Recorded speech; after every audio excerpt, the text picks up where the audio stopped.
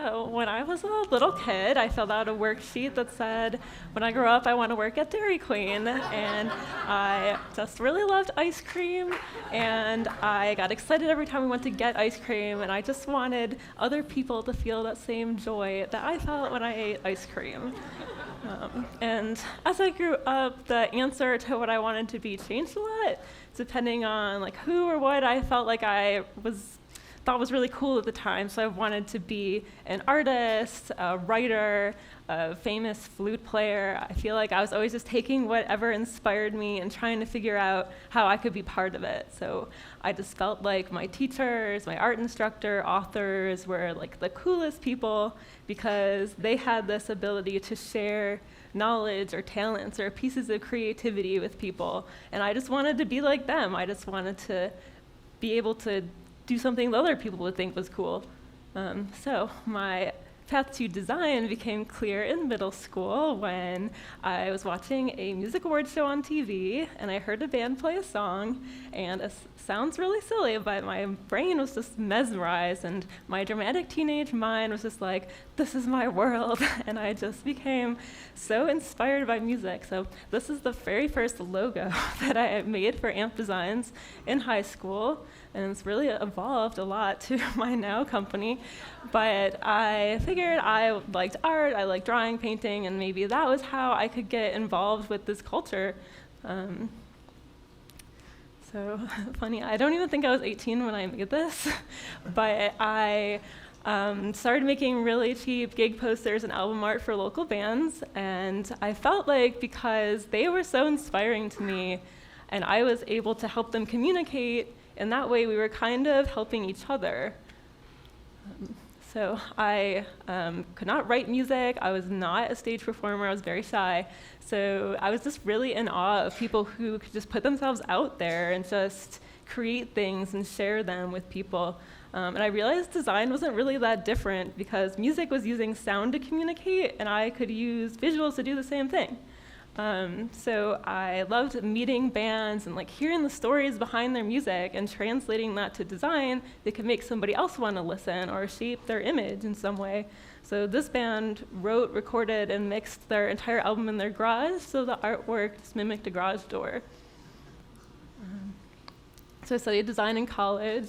I actually worked at a record label, but when I started working in branding, I found that I really loved that too, because I felt like I really valued my work when it was for people that I got to know on a deeper level.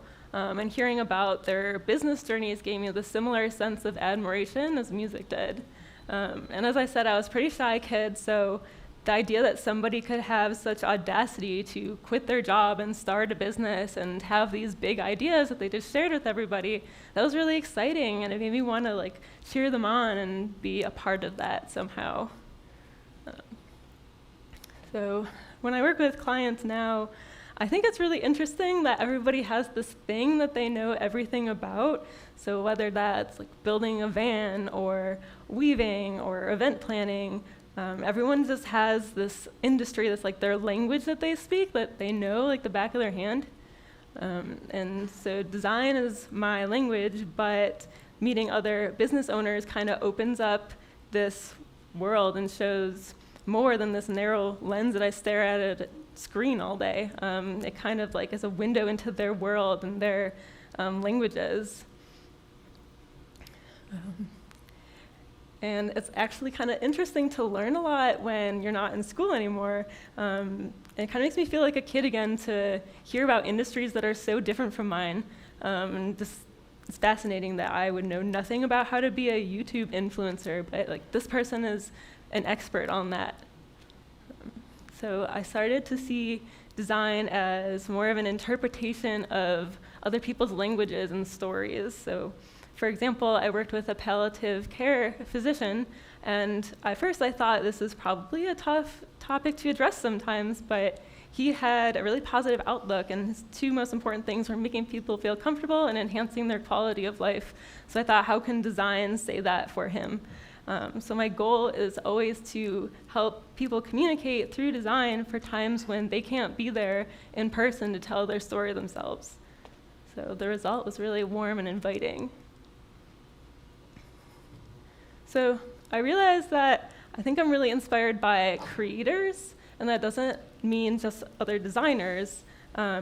Anybody who has a goal and has the drive to make their vision a reality is a creator. So that can be musicians, designers, people who own restaurants, healthcare practices, any businesses. And I feel like in order for design to be effective, it has to have a reason. And just knowing what a business does isn't enough. You have to care as well. So meeting these other businesses and hearing about their stories kind of inspires me to do work that I feel like I'm proud of.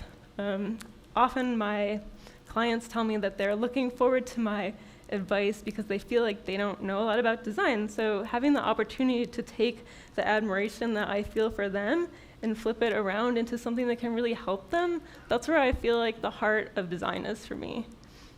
So I think that translates to is that inspiration is kind of the heart of not just design, but of creativity and maker mindset and entrepreneurship in general. And anybody that has a goal and is able to build from the ground up can be creative in that way. So I've had this sticky note on my computer desktop for a really, really long time, but I feel like it really captures what's at the heart of design, which is being able to toss this inspiration back and forth and kind of collaborate across different industries and learn from each other. That's what keeps the story and the inspiration going.